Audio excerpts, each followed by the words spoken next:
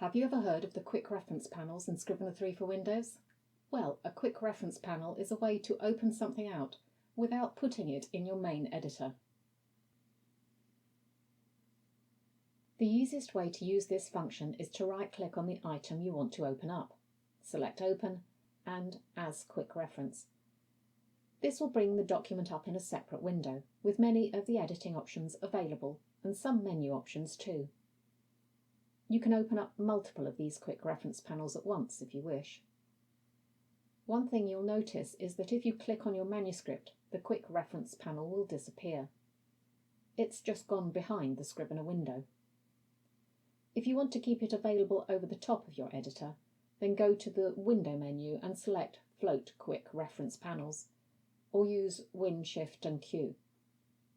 If you use these regularly, you might want to leave this setting on. You'll see in the top right of your quick reference panel it says Editor Only. If you click on the arrow next to this, you'll see other options you can add to the window relating to this document. These can be viewed either as a vertical or horizontal split by clicking on the split screen function.